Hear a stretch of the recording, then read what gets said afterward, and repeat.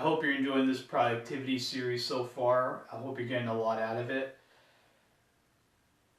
I left this tool for last because, as I mentioned earlier, it's had a really big impact on my life.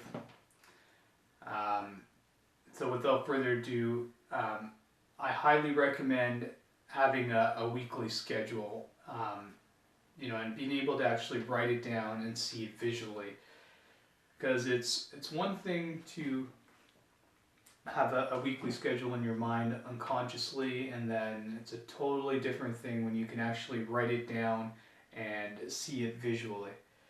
It actually allows you to tweak it a little bit more, understand it a little better, and most importantly for myself, I'm able to share it with other people.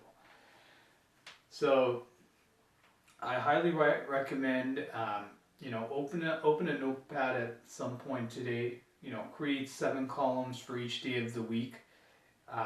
Break it down into 3 or 4 hour chunks of time, and really sit down and think about and write every single thing that you do for a whole week. What you'll find is you'll be quickly shocked to see how much free time you have,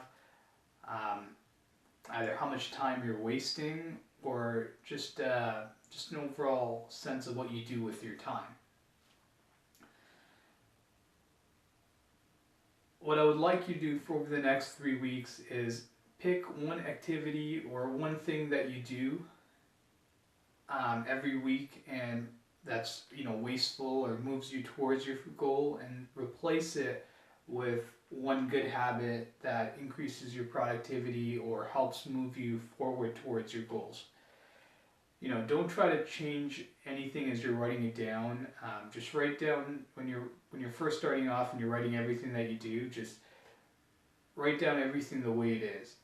What you'll quickly find out is, if you're trying to change a whole bunch of things all at the same time, you're quickly going to get overwhelmed, and you're probably going to give up, or you're not going to do it. So pick one activity each week for the next 3 weeks, and take a bad habit and fix it with a good habit.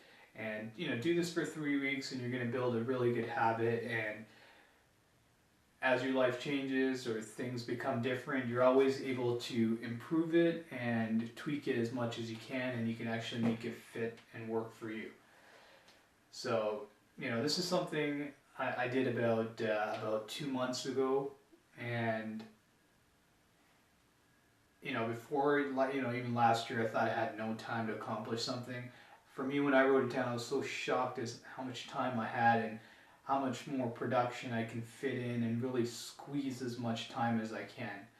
So I hope you really enjoyed this series. I hope you found this productive. I hope it helps your production and helps you keep motivated. If you have any questions about any of the tools, feel free to leave a comment or shoot me an email. I'd love to answer your questions for you. And I'm just really confident that even if you've taken just one of these tools and just applied it, or started using them, you're going to have a dramatic improvement in your results.